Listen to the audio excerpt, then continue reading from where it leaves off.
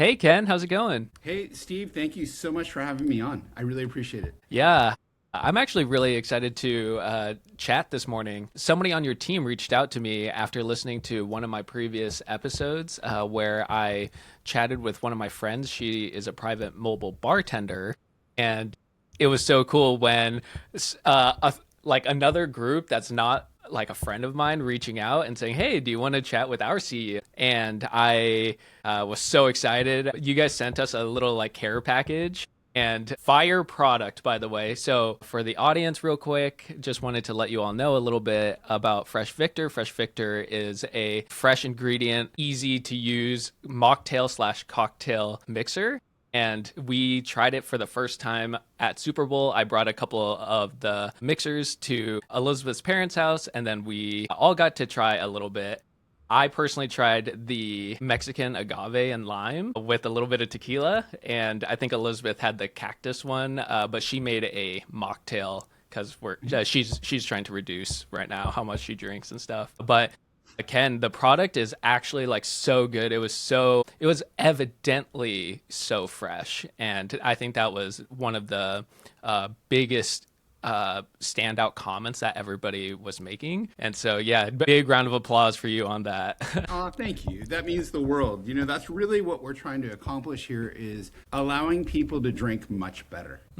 Yeah. So I did a little bit of research into you and Fresh Victor, but do you kind of mind giving the audience a little bit of background about yourself and kind of how you got into Fresh Victor? Sure. Yeah, I really fell backwards into this. There was no strategic intent or, you know, intelligent planning behind, having a passion for this. I really grew into it. And so from that standpoint, I really consider myself very fortunate, very lucky that I was able to find something that I care so much about. It all started with a girl.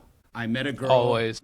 Yeah, isn't that? It's kind of fairy tale like in that sense. I met a woman here in the San Francisco Bay Area that was up here studying, and she was from Guadalajara, Mexico, and we remained friends for up to a year, where we both knew that she was going to go back to Mexico after she had finished her studies. When that occurred, it was an amazing kind of epiphany for me because although we were just really close friends, the second she left, I knew something was missing. It just didn't feel right at all. And I followed her down to Guadalajara and fell in love with her, and we ended up getting married there. And for all intents and purposes, what I was really doing is looking for a reason to stay. Or what do you do when you have kind of your relationship figured out, but you need your work life really to match that relationship? And from that standpoint, I was fortunate in the sense that her family was very close in the tequila industry, specifically the 100%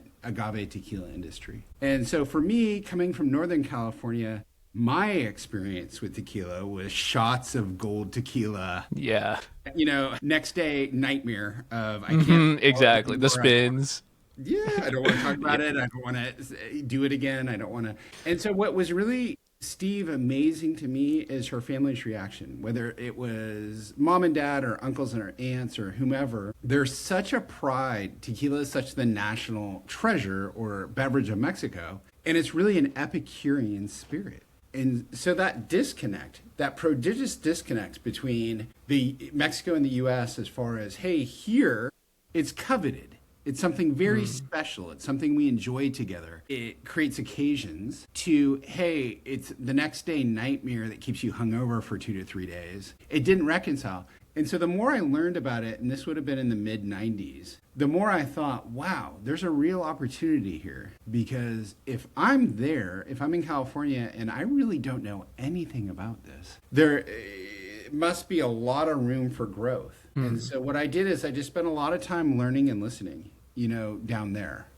Figuring out, agave, fermentation, distillation, the various distilleries. There weren't all that many. I think at the time when I was there were 52, 53 of them total.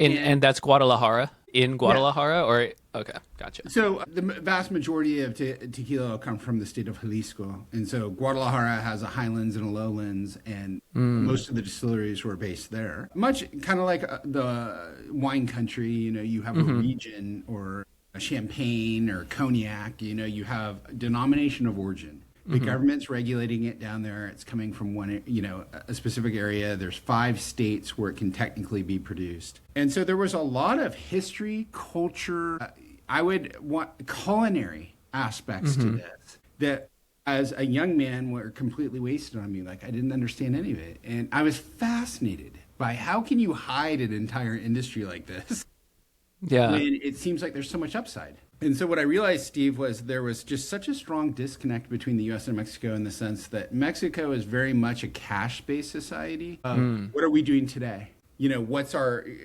relationship, working situation? Do I know your family? Do you know mine?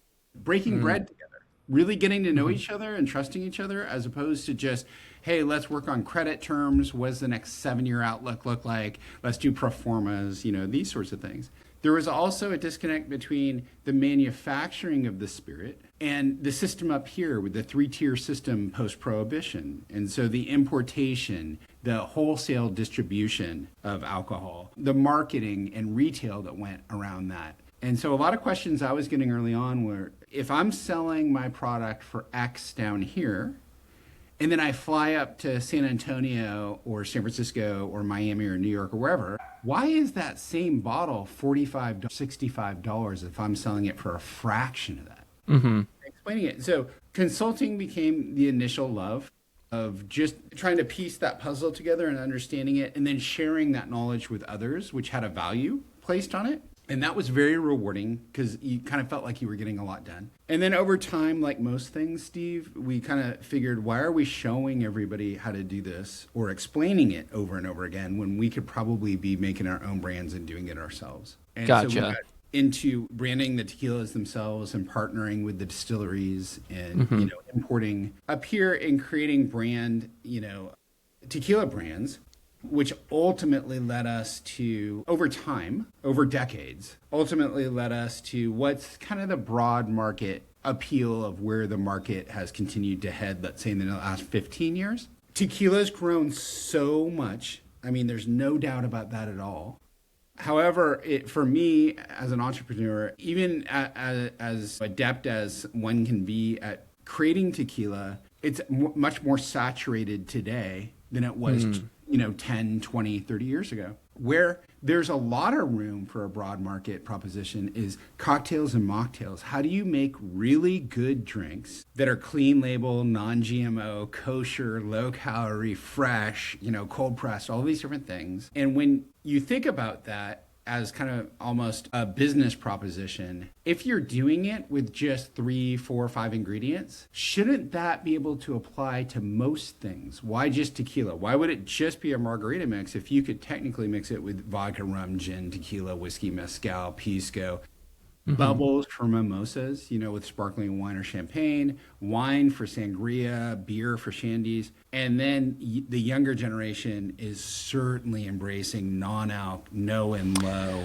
mocktails. Yeah, that's something I was definitely going to bring up and ask you about. I really liked that on the website. That was even like a specific call out that you guys are already recognizing that is a trend moving forward. But that's super interesting. And so you started out in the tequila consulting industry, and Right.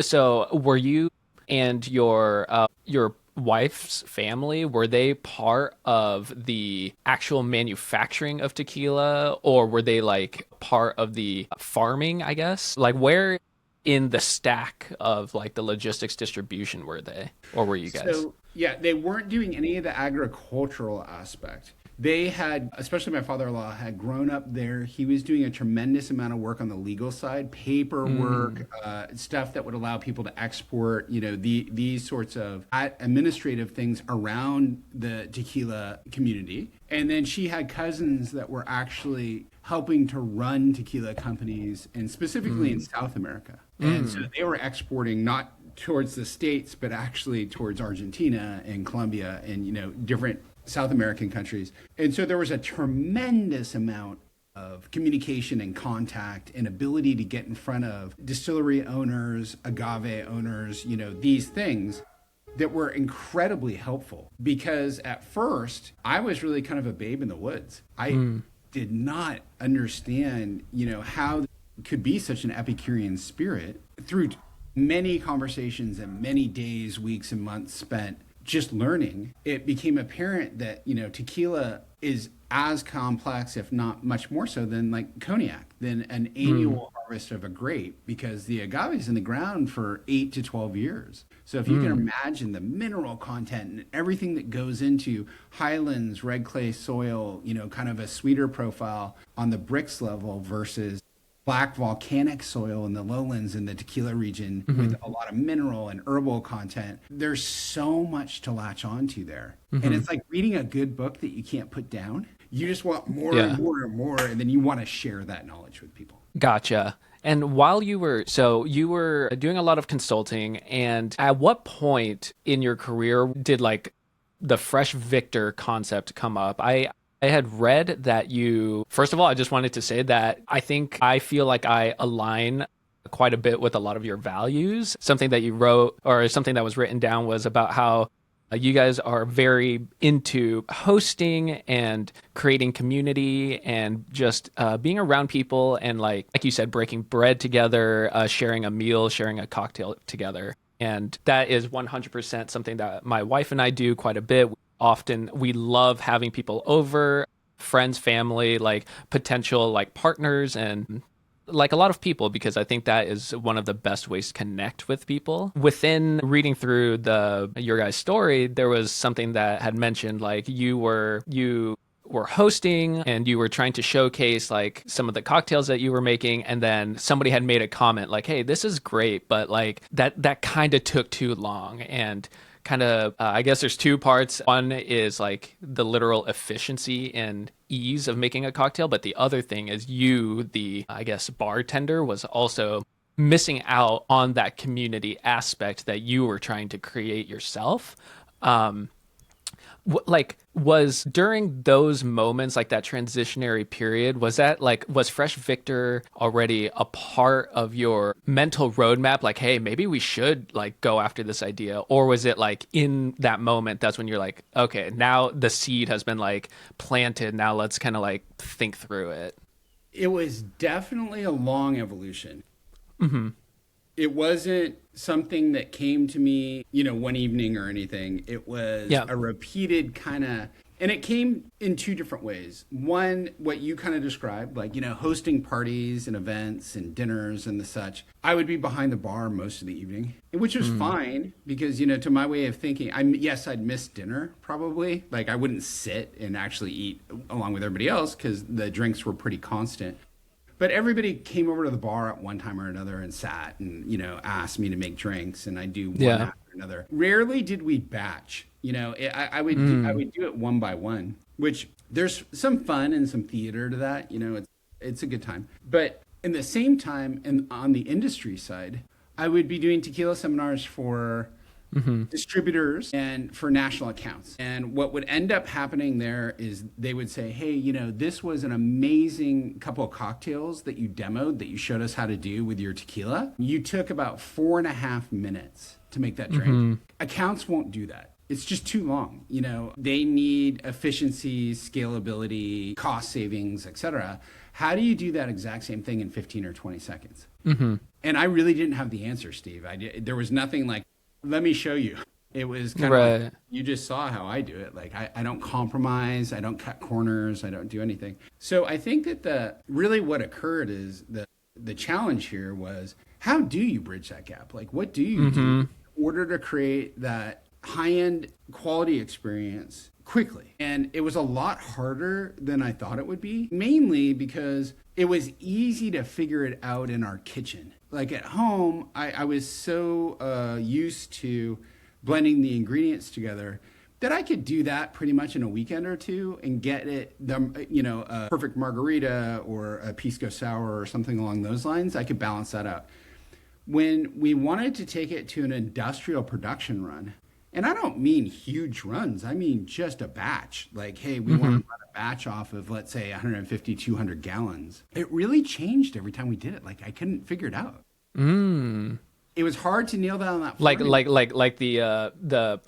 the product, the end product was like the quality control of the end product was there was like variance to that. There was a lot of variance to it, and it was the acidity against the bricks. And so it was the sweetness and the acidity of the fresh cold pressed citrus. And so what you're really dealing with is balance and wanting to make sure, most importantly, Steve, that it's always consistent, that it's always the same as the last batch. And it would differ quite a bit, and I couldn't figure it out. And so it took me, I think, on the first time doing kind of the Mexican lime and agave, or our first product, it took about 18 months to really figure out the core formula and to run it over and over and over again and feel very secure with it. And then you have to do a series of shelf life studies and really figure out like, with the pH, it's so acidic from the citrus that it's very, very stable. But you have to prove that.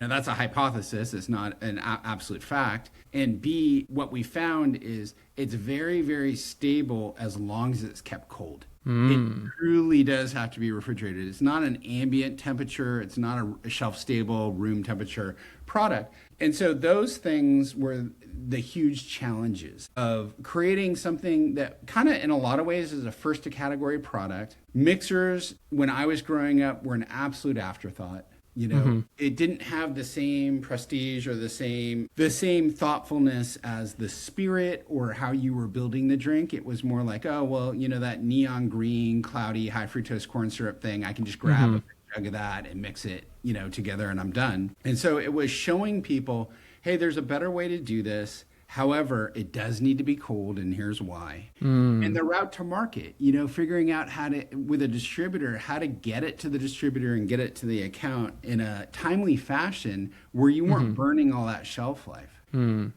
True. Interesting. Yeah, because like by the time your product is off of your line, like that's when the timer starts. That's when the timer starts. And Steve, in the beginning, the problem was I didn't have the shelf life studies yet. And so you were really starting to have that clock tick. And by the time I got it all the way to the account, there wouldn't be much time left on it. And then since you don't have an audience yet, you don't have a following, you don't have people, the industry and the consumer don't know about it yet, there's a lot of work that goes on to grabbing awareness. And so that was by far one of the biggest challenges, and the heartbreaking for an entrepreneur is at, you know, the first 6 months to a year, a lot of times you feel like you're pouring out as much as you're selling. Because you just don't get it there fast enough, and people don't know what it is, and you got to do demos and tastings and explain it to people.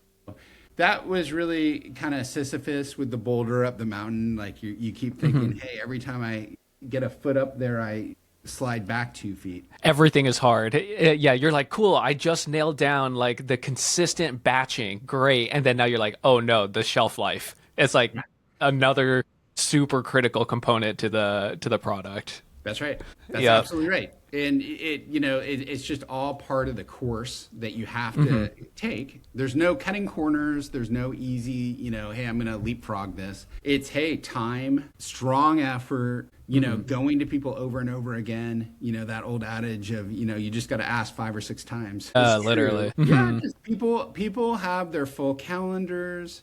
They're already doing a lot of different things for their businesses. And while this is a really valuable asset from an operational standpoint, consistency, quality, all these different things, when it's unknown, it takes a while to kind of work your way into the marketplace because you have to build that credibility. And so something that one of my friends and I were toying with an idea last year was trying to come up with a non-alcoholic beer. And we did like the first level of like studies, and it was really just like thinking through like, okay, it seems like there's a trend in younger generations with the reduction of drinking and stuff. But I think I started seeing like, okay, like one, I don't even know how to make beer. I have to get into manufacturing and then distributions and then reaching out and like gaining accounts and contracts with grocery stores and things like that. Something that maybe 2 big reasons why I couldn't commit to that was because I think something as big in terms of like logistics like that requires full on attention. And I think I just couldn't commit to that. But I think the other thing had to do with funding. Like a lot of my projects that I've done on my own is like generally like software related. And so because of that, okay, I can fund it myself. I can code the thing myself. But for something like this, it requires like a lot of external support and experts. When you were entering this, like, did you start doing this through self-funding, or did you have like in the tech startup world, there's like different rounds of funding and stuff like that. I'm not sure if you're familiar, but like how did you get to a point where you're like, okay, I am in my kitchen blending everything myself, tastes fire. Now let's go ahead and get it into like a small industrial sized setup just to start doing it in bigger batches. And then now you have to consider time studies, like you're saying, like how I feel like something like that requires a lot of upfront cost. Yeah, there's a considerable amount of risk to the entrepreneur. So you're definitely first and foremost responsible for moving this thing along because there's no one else that's going to do it. So true. So true. And so there's a lot of different ways to do that. My philosophy since my mid 20s has always been I'm all in. I'm just completely all in. It's not I'm doing a day job and I'm doing this on Saturdays from 2 to 4.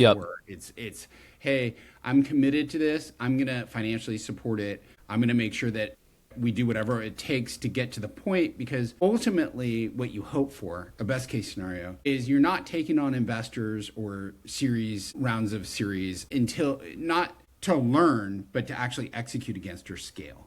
Like you have the formulas down, you have an offering, you have a tangible. You have some revenue. Yeah, you showed that you can get distribution, that you can get it into the proper channels, and that people are starting to pull the product.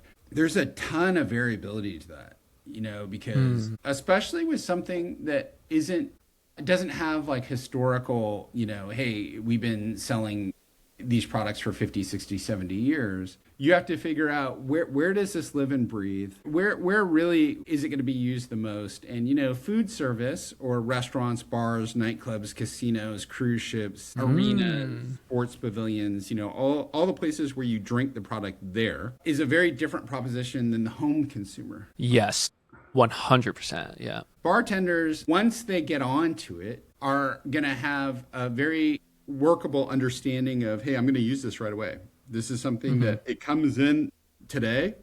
I'm using it over the course of the week in my drinks.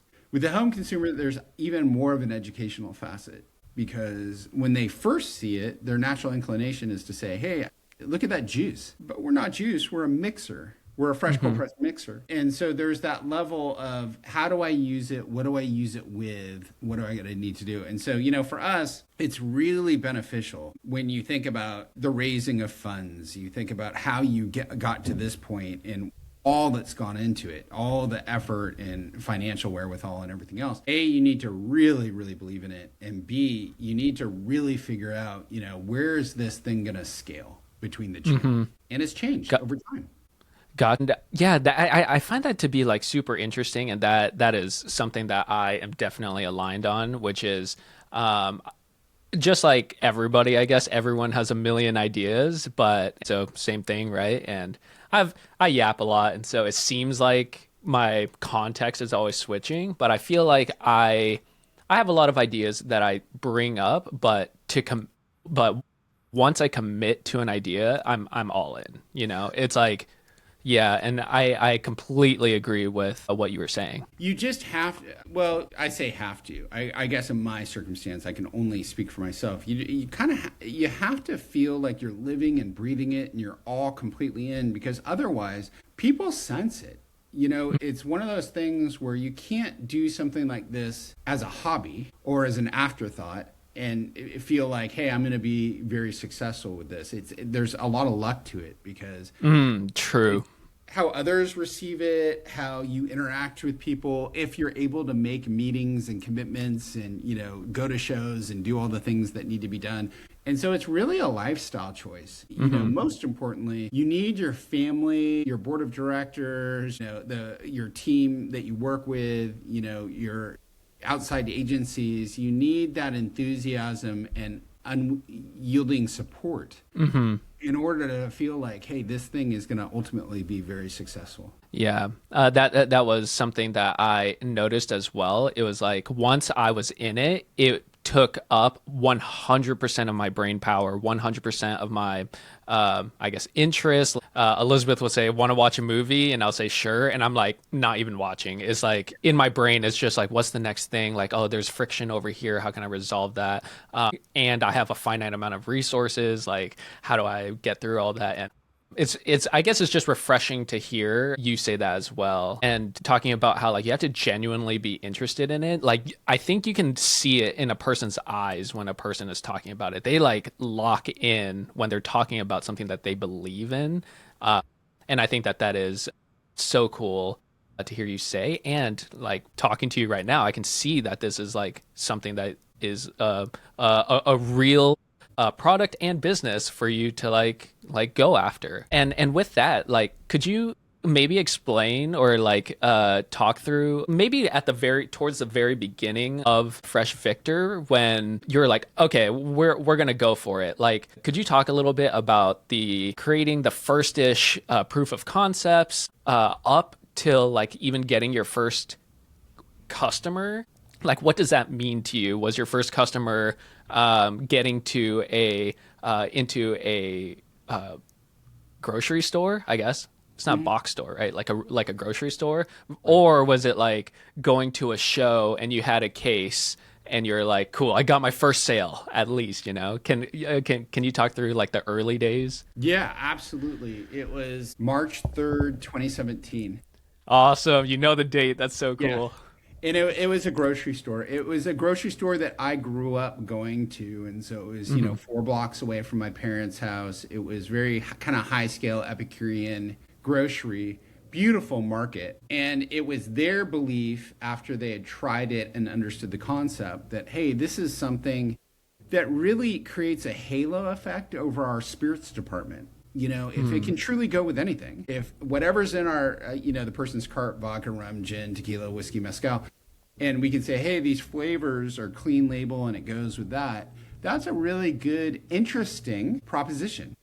And so it's that belief system. And you build off that. And so you can tell other grocery stores, hey, it's in that one. Yes. Oh my goodness. That you just need that first one, and then now you have like some form of credibility. So true. Yeah, and this is how you navigate this is, you're going to have the ups and downs with, hey, figuring out code dates and extending shelf life and getting the right distributors. And, Steve, I never thought I'd be having this conversation with you, but we navigated through a pandemic. Yeah. When everything shut down and it's like, how do I continue making money Yeah, and that like getting had my just product a out there? huge effect on everything. So, people, it's easy to see that in the rear view mirror now and say, well, that's over, or hey, we're back to normal or whatever. But it had such a socioeconomic, impact on how people's behaviors going out, on premise, drinking at restaurants and bars and everything else, depending on where you were, how people drank at home or in their backyards or anything else. And even though you pull out of that behavioral change that was so unprecedented in our lifetime, it still has that hangover effect or still had that. And so it's almost like you have to relearn everything and figure out, okay, now where does our product fall into this mix between on-premise, off-premise, and direct-to-consumer? Where do we put our efforts, and where do people want to have Fresh Victor, or how do we scale the brand? Gotcha. And so when you first went into that the grocery store and you had or set up a meeting, by that time you had already gone through a few iterations of creating your product at some batched scale, and along with that with some form of like shelf study? Or did you just like wing it and say, okay, cool, I have something, I'm just going to go in, and then from there we'll do everything in parallel and hope it works out, It was the latter to a certain degree. It was, we knew what we could market at code date wise and be very comfortable. And so we were conservative. because Okay, we nice. didn't have the data or the studies to back it up. And so, we didn't want to make any claim prior to understanding, how stable the stuff was. That, is both good and bad. When you have a fresh product, people want to see the code dates on it because it's fresh, right? You don't want a Yeah. product fresh that says, hey, I've got 2 years of shelf life. It's like, what is that? How So fresh can that be? yeah, that worked. That definitely continues to work on our favor, where people are like, "Hey, Nice. yeah, I get it. You want us to drink it in a certain amount of time because you want the freshness to be intact." So we did the shelf life studies as we launched, and Cool. yeah, and continued to iterate on that, and we evolved tremendously in all areas, and continue to this day, quite frankly, because figuring out cold chain distribution, understanding best routes to market, best practices, being able to really partner with people that, the world is consolidated so much from a distribution standpoint that people are inundated with brands and with responsibilities. And it's really hard to break in with new things because they're so overwhelmed with their existing portfolios, with the promises of what they have to deliver there, with financial obligations. And so you really have to prove to people, hey, this will both work because there's going to be some ease to customer acceptance, but also we can all make money from this. And it's something you should pay attention to because it creates a really good partnership between what you're already doing and what we hope you can do. I completely am tracking what you're saying. And I think that there is a lot of, I don't think the word is wisdom, but when you're an entrepreneur, you really have to balance the requirement of like, okay, do I need to lock in and have the absolute perfect product? Or sometimes I need to just go for it and then solve it in parallel. Or if it's not a problem, then I can worry about that even later. And that's something that I think a lot of people have a misconception on because the general intuition I feel is, oh, I need to have this perfect camera or not camera, but the perfect product before I can even sell it. But my kind of like, what is that? Like my I don't, saying, I guess, is like, I'm not going to close the door on myself. It's like if some other group or people find value in my product, I'm not going to close that door. Yeah, I will happily accept you as a customer. You know what I'm saying? And then move forward and continue iterating and improving. So like now, so once you had your first customer and you're like, nice, we got it. Can you kind of like, okay, maybe a few years later now, you're like a little more established. Can you go into maybe like the overall end-to-end process from working with sourcing your products, any challenges you may experience with that or working with local farmers or anything, up to getting it to your facilities to become cold pressed, to packaging, and then getting it out to your accounts? I'd say the biggest challenge there is when you're dealing with really quality ingredients, you want to deal with the same people, which that part's easy. The same source of limes and lemons and oranges and ginger and mint and, cactus pear, which is prickly pear, and pineapples and, these things. But more than that, when you look at all of this in perspective, what becomes really important about how we do everything is forecasting, really being able to understand how much of a need you have for a specific ingredient. When you have economies of scale, like a lot of our products use lime, it becomes easier because you have enough lime on hand all the time.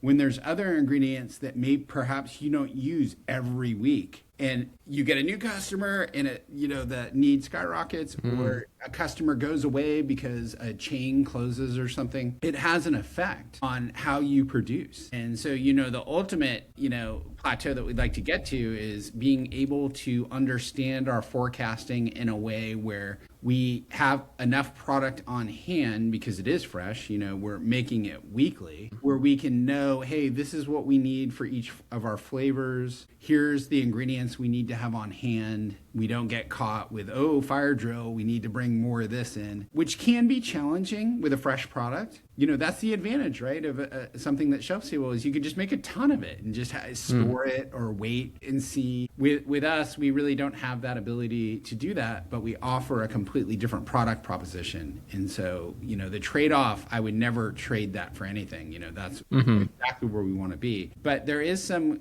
forecasting and some clairvoyance to it. You really need to try to edge your bets and make sure that you have your supply line all lined up.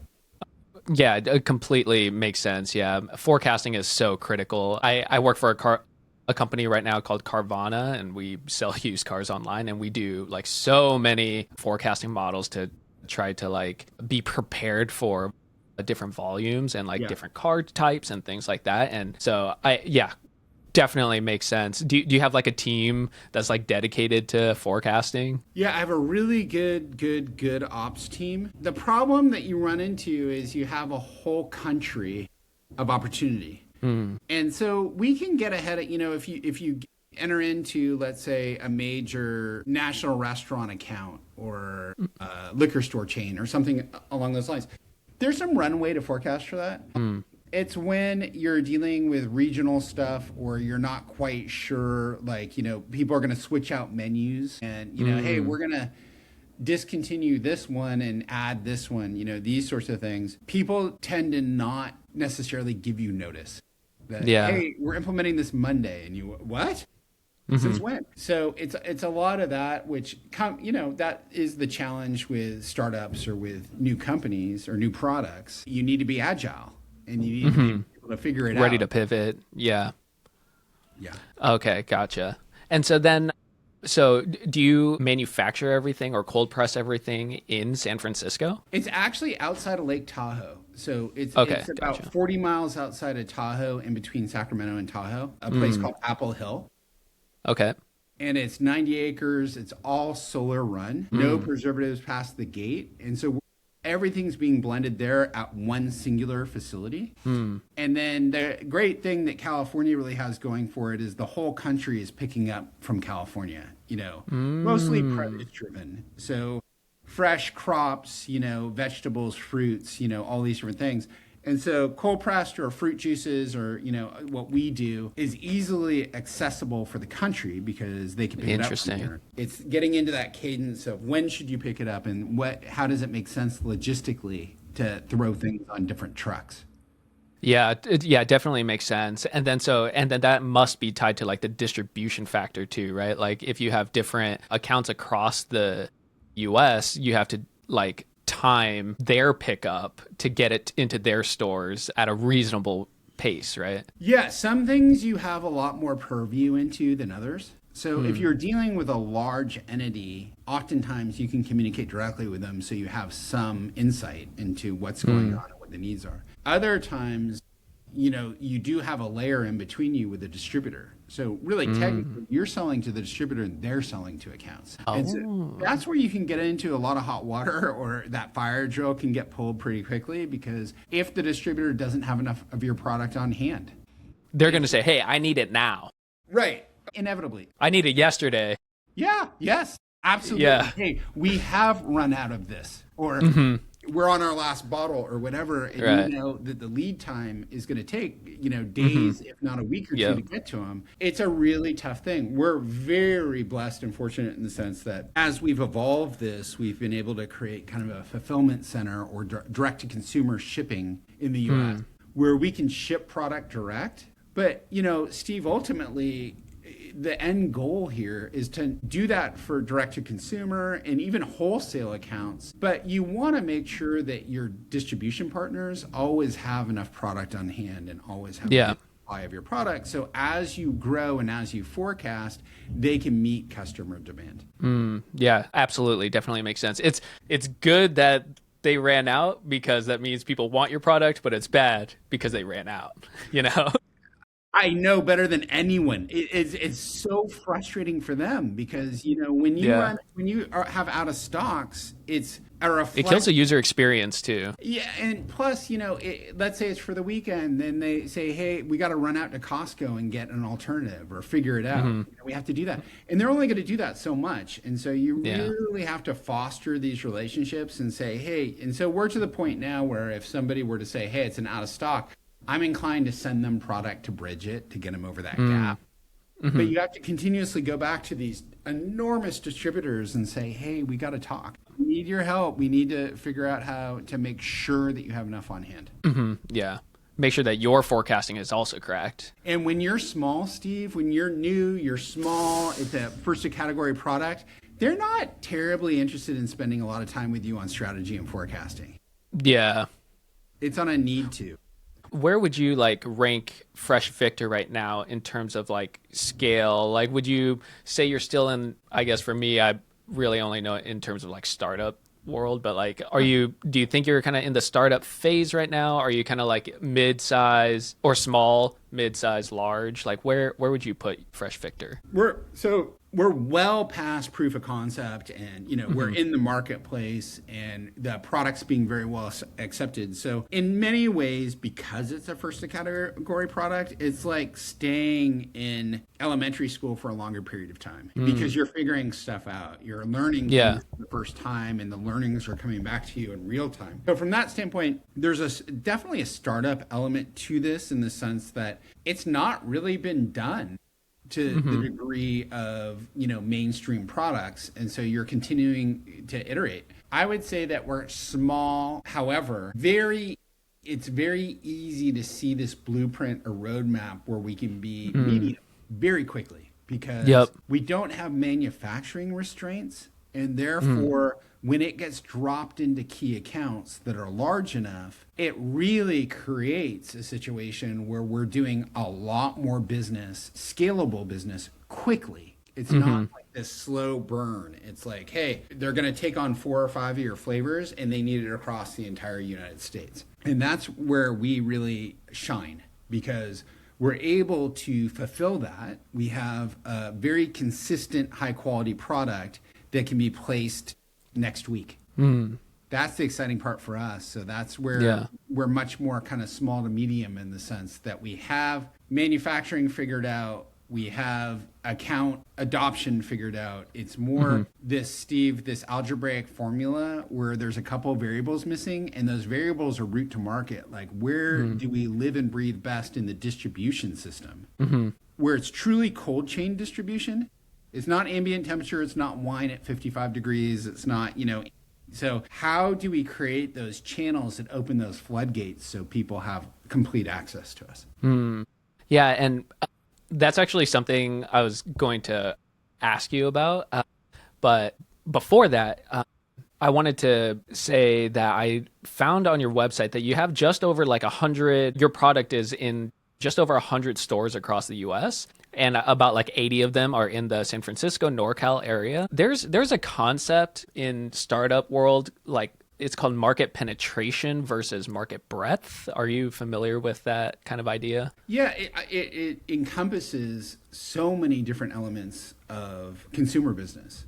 Because what you're Yes. looking at, so in the natural scheme of things with spirits, way back when you would say, hey, we want to be in 70-80% on premise, bars, restaurants, the clubs, so people see it at the back bar, recognize It's it. there. It's there. Yeah. Yeah. Oh, I have that product at home. Yes. On menu. Elizabeth is always like, we have the Aperol Spritz bottle. It's like, oh, it's beautiful in orange.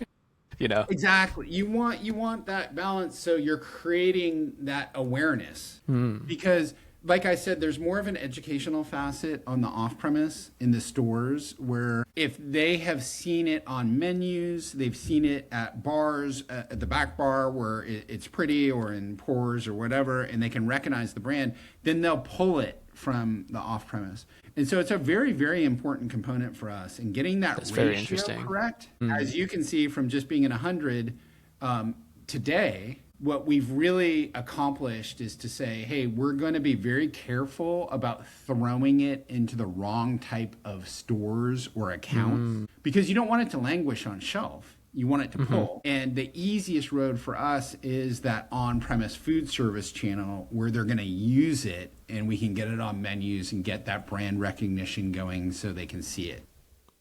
Okay, yeah. Yeah, that 100% makes sense. And I think that maybe what I was trying to first get at was like, is there, with that logic, are you kind of targeting California right now, would you say, to just like really penetrate deeply in that market, but specifically also getting it on premises in California versus like, I think I saw you have, you're in a store in like Ohio or something like that, which is, we shouldn't discount that, but it is like physically pretty far away versus like the current depth that you have in California. You know, is California a current focus? You know, yeah, the rule of thumb is oftentimes you go by populace. So you want to penetrate the accounts and the geographies that tend to drink the most by populace, by cocktail and mocktail depletions. And so you can see metropolitan areas very easy, the Bay Area, Los Angeles area, Southern California, Vegas, Florida, Texas, you know, where there's huge sums of people that are looking for these types of products, which is both good and bad because you have the most competition probably. So they're looking at a lot of different things. They're overstimulated. But you also want to create that foothold where you can show in important geographies, this works and it works very well. That being said, I'm a huge believer also that underserviced markets, you know, because I put value on people that are willing to genuinely partner and work with us. There's people that want Fresh Victor everywhere. And so it's a matter of figuring out, does it make sense? Because being a small company with limited resources, we can't do it all. Yep. California makes sense. And you can't just experiment, right? No, you can't throw stuff against the wall all the time and say, hey, does it stick? Does it stick? Does it stick? You need to be able to say, okay, most of us are in California that work full-time for Fresh Victor. It is an important marketplace from the sense that there's a lot of people here and there's a lot of restaurants and bars. We need to really put a lot of focus against that. Where we do so well is, you know, if you're at liquor stores, you have intent when you walk into a liquor store. You know you're drinking beverages. So that's great for us. You know, the more that we penetrate those types of stores, that'll really help us to scale. And then Epicurean grocery. You know, the thing about grocery, broadline grocery, is if you and Elizabeth go to the grocery store, you have a grocery list. You're getting butter and you're getting lettuce and you're getting all these different things. So at that point, we become one item of many or an afterthought or, oh, is this here? Interesting. Right? And so it's harder to build a brand that way because there's so many things in a grocery store. Epicurean grocery is a little bit easier because you're looking for high-end specific items per se, like a Whole Foods or like something like this. However, as I said before, with liquor, you know you're going in there to buy spirits. You have intent. You know you want to make cocktails. And so when you see something new like, hey, this is a fresh, cold-pressed, clean label cocktail mixer, wow, I'll try that. Or for the price, we'll take 2 or 3 of those. That really helps us tremendously. And something that was very interesting and that I was going to talk about earlier was the fact that about how do you get a consumer to purchase your product? And that's been a somewhat of a fixation for me for the past like 2 or 3 years. Sure. Because like you said, there's just so much competition, like everybody's inundated by choice. Whereas like if you were to do like a B2B company, you can always call a company. You might get rejected, but you can call, you know, but it's like, how do you get a consumer like to look at your product? Or even grab it. And I think the very interesting thing that you brought up was like getting it into the hands of bartenders, casinos, hotels, such that there's like, what is that, like brand recognition and visibility, such that now I'm in the store and I see it. I'm like, ooh, there's like trust there. I think that is a very interesting component that I may have missed in terms of like consumerism. So right now, do you have like a specific split? Like you said, you're trying to get the ratio right. Is that ratio that you're talking about working with bigger accounts versus like getting an individual consumer to purchase from you. It's ever evolving. It really is. And that's not, I'm not skirting the issue at all. It truly is. It's crazy. You have another set of variables here that you're dealing with. And part of it is when you're dealing with the larger chains, whether it's restaurants and bars or whether it's, stores, grocery stores or liquor stores, they're all on category reviews. So they have a set criteria and system in place where they say, hey, I'm going to look at mixers once a year for a week. If you miss that plane or that boat, wait till the next year. Wow. So it's really vital from a consumer or product standpoint that you're on top of these calendars. And not only that you're on top of the calendars, but you have very strong communication and ability to garner attention. And there's a myriad of different ways to go about doing that. Of course, you need representation, you need that communication, you need samples to be in place, you need to be communicating up before the review, during the review, and after the review. But more than that, you were saying that you're kind of obsessed with the pull, how somebody will pull a product. I find, Steve, that trial, it's all about demoing, it's all about tasting, it's all about... Yes. And if you can get somebody to try your product and absolutely become enamored with it, like fall in love with it on site, where they're like, oh my God, this is so good. They're all so good. What ends up happening just as purely an after effect of what the trial did is they want to share that experience with other people, their family, their friends, their gatherings, their dinner. That's literally me right now. Yeah, that's it. It's it in a nutshell. And so what's hard about that? Well, there's one of me. So I will. It's not scalable. It's tough to scale, at least. Yeah. We have a really just amazing team of people at Fresh Victor. Ops people, salespeople, board of directors, all these various people that believe and have so much passion for the product that they're talking about it incessantly. They're talking about it every day, every weekend, at night, letting people know about it and sending people samples and the such. So between, doing these tastings on the weekends, when it makes sense, doing them with agencies, doing it, making sure that Fresh Victor is well represented from the standpoint of what the product actually is, so people understand it, and then being able to taste it and share it, it has a viral effect. That viral effect just takes quite a long time. It doesn't happen overnight. It doesn't happen over a weekend. You have to stay at it consistently. Yeah, completely agree. And I think another cool thing about this product is it has the capability of pivoting towards like the trend of younger generations consuming less alcohol.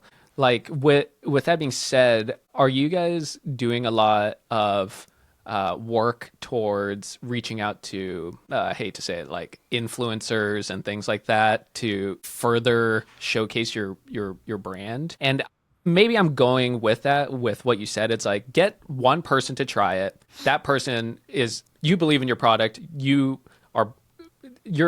hoping that this person's going to also love it. Yeah. So then from there you like spread. And so like for me, I brought it to the Super Bowl party at Elizabeth's parents' house, shared it with like 10 people. And then I'm going to bring something to try to work at work today. But it's just like it's literally a good product,? And so is there value in trying to work with other influencers? Like, is that a idea? Is that something that you guys do? Yeah, absolutely. What you want is that third-party validation, right? Yes. I want Steve to be saying in the third person, hey, this is a really quality product. It's a good product. It stands alone. And when you get that validation and people can share that with others, it's really vital for how this thing continues to grow. Because, I know we can all go back decades and say, hey, word of mouth, word of mouth, word of mouth. There's something to that. Yep. You're ahead. Agreed. Yes. Agreed. Yes. If you have a subpar product, it's probably not going to occur that way. It's not going to be word of mouth. You're not going to say, hey, I tried something, it was okay. Or, I didn't really like it, but you might want to try it and see if you like it. It doesn't work that way. It's, hey, I tried something. I've never seen anything like it. There's not a whole lot of in-kind products to us that are fresh mixers. And so somebody will say, hey, I tried something. It made life really easy. I did a batch of margaritas, 3 citrus and mint mojitos, pineapple and ginger with rum, whatever. But to play in both playgrounds, Steve, that probably in 2026 is one of the most gratifying things, because I've said this time in and time out. There's a lot of people over time that may have, younger people may have never started drinking. Other people may have quit drinking over the years. Age, health, abuse, whatever the case may be. There's a myriad of different reasons, but they want to feel included or Totally be inclusive. And for years, what ended up happening is the non-drinkers would have a can of Coca-Cola or a bottle of water in the corner, and they'd, they'd be social, but they'd also feel that separation of 100% cocktail versus no alternative, because mocktail was for many years a complete afterthought. Like, oh, there's punch, or go get a soft drink or a bottle of water. Now it's a universe where people are embracing fresh ingredients, well-made drinks, whether they contain alcohol or don't contain alcohol. And with our 9 flavors, we really encompass both. And so you and I can be drinking the same thing. If you're drinking a margarita and I'm drinking Mexican lime and agave, but I'm adding a flavored sparkling water or water for agua fresca or tea, a chai tea or whatever that may be, we're on a level playing field. We're enjoying the same quality of drink. Yeah, completely agree. And like I said, Elizabeth she dabbles in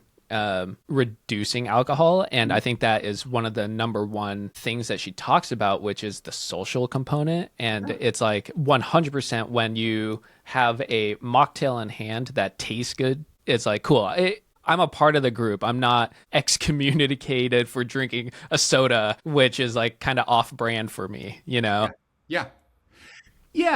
I've always said, growing up, there was a certain level of thoughtfulness or care around entertaining, celebrating, gathering. And part of this was family, and that probably got even more pronounced marrying into a large Mexican family. Because they use the opportunity of gathering together and socializing in a very culinary way, and if you look back at the 30s, 40s, 50s, 60s, 70s, there was this sense of, I'm going to take as much care offering you a drink as I do with the meal itself. You had a bar cart and you said, hey, what are you drinking tonight? And you'd customize it. And it would be a great experience. And you'd say, hey, I went and had a couple drinks. I had a brilliant meal. When it becomes an afterthought or it becomes something less important, the experience isn't the same. You're not as excited to remember, share, want to emulate, want to do something similar. And so that's what we really try to create at Fresh Victor, is that sense of, I had something that was absolutely delicious that I want to have again next weekend. Yeah. And drawing back towards the beginning of the conversation about just like speed, Elizabeth is, like I said, we like to host, and she likes to make fun cocktails and drinks for other people, mocktails, everything like that. And a comment that she said was like, at the Super Bowl party, she was like, dude, it was so fast. Like, and it tastes great, but it was so fast. And I think that is a strong, pro, I guess, to Fresh Victor, because like you said, like sometimes you can just spend so much time kind of getting lost making each individual cocktail, which is something she would do for people, which then it's like, dang, she's not participating. And it was so easy to use as well. I have never made a cocktail. I don't even really drink cocktails, but like, so to make one, I don't even know. And I just followed the instructions and I made like everybody there a drink using the one of the mixes. And I think that is so powerful, and I'm really excited to continue like sharing this product and telling people about it, because I really think that this is a really cool product and great idea. With that being said, what is on Fresh Victor's like 5-year goals? Like what do you see for the next 5 years? We genuinely want the country and people to drink better. Feel like they have that choice. I think that people have sacrificed quality for convenience, and you just stated it so eloquently, that it was so easy. It was so fast. It was so quick. Well, if you can marry those two things together where you have that absolute level of quality that you want, that people are actually talking about, like, oh, Steve, you just made me such a good drink. What did you put in this? Okay, there, that engagement, that wonderful conversation brings a lot of joy to my heart. And then if you can do that with that convenience or the quickly facet, which is the thing that I think was missing for so long, way back yesteryear, they didn't care about convenience as much. So yeah, if you were going to spend 5 or 7 minutes making a drink, no problem. You were going to make something of quality that somebody would say, thanks for this. Being able to offer that for us over the next 5 years and to get it out to the broad market in more of a way where people are discovering us both as something that they can use at home for entertaining, for dinner parties, for pool parties, for going to the beach, for vacations, for, whatever the events, whatever the case may be. And then, on premise with restaurants and bars, we're really not taking away the quality or the theater around this. They're using the exact same ingredients that we're using. It's just we're offering kind of way to leapfrog going over each ingredient and taking that extra time. And so if they use it as a base or they're using it as like, hey, you can make it as complicated as you want. It's like baking, right? I see it very much mixology and baking in the same framework. Ratios matter, what the ingredients you're using very much matter. And so if we're able to implement this in a way where people are discovering us and realizing that you can use it in a bunch of different ways, Steve, both with alcohol, of course, it's designed to be a really, really good cocktail, mimosa, sangria, as well as mocktail. That's brilliant. And then there's a whole nother practical set of applications where we use it, my wife and I, as a culinary aid. And so we're using the jalapeno and lime to make ceviche because that's nice off the fish. We're using it to marinate for grilling, pineapple and ginger chicken, and Mexican lime and agave carne asada. And then beyond that, like the jalapeno and lime and pineapple ginger make really brilliant salad dressings. So there's so many ways to use these fresh handful of ingredients. It's just up to you to figure out what's your world look like. And we want to scale that. We want that to be an important part of our mission statement of we really want to get this in people's hands. And the way we do that is through trial. Yeah. And I think that, like I said, I'm very happy that you guys reached out and sent me a little care package. I've been sharing it. I'm about to take a bottle to share with at work. Yeah. And I think, like I said, it's easy to share a good product, versus BSing it. And yeah. Awesome. Just a couple more quick questions for you. Ken, what is your favorite cocktail in general? And then along with that, what is your favorite product from Fresh Victor? And what's your build? What's your drink build using your product? But first, the normal cocktails, just in general. Wow. That, or top 3. Yeah, like the Sophie Choice type question. They're all your children. Right? So I would say that just having such a rich history in Mexico and the tequila space and everything else, for me, there's a lot of joy that comes from Mexican lime and agave. And I say that to say that it's nostalgic for me. The way that the Persian limes really just pop and you get all the essence of almost like lime peel and how it balances against anything that you're mixing it with. It just brings me a lot of comfort, joy, a familiar feeling of, this is exactly how I'd hope it would be.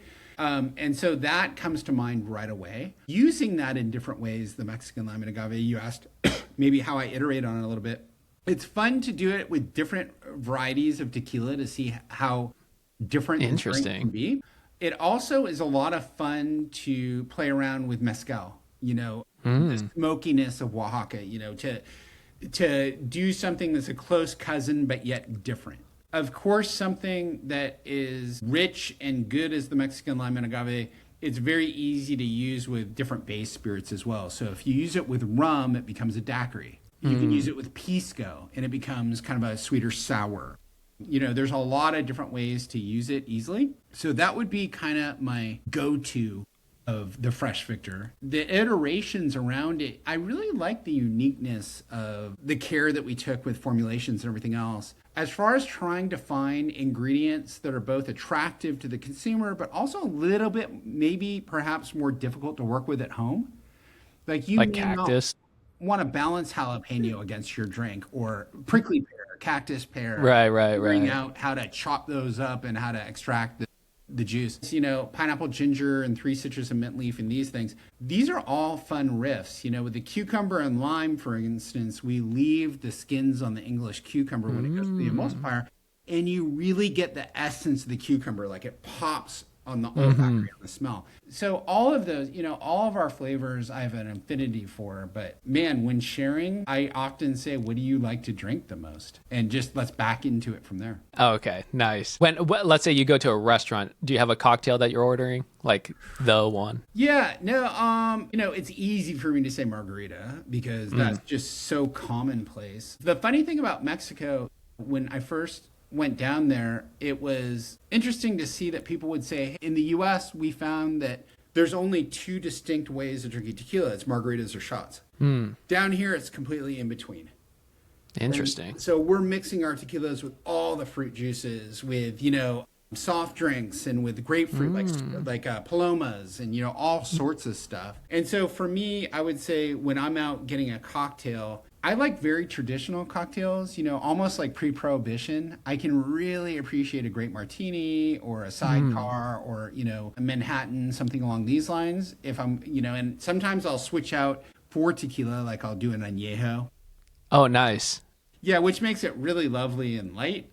Or if I'm mixing with things, I really probably, by my very nature, am going to be more geared towards the Mexican spirits. And so I find myself subbing out or looking for cocktails that are interesting because mixologists are like bakers. Like they're able to do so much with their menus that if I see something on the menu that has tequila or mezcal or racia or something that is used in an interesting way, that fascinates me. And so I'm apt to try that probably. That's awesome. Yeah, I've had a couple of old fashions with a tequila, and I think that was like some of the best old fashions I've ever had. Yeah.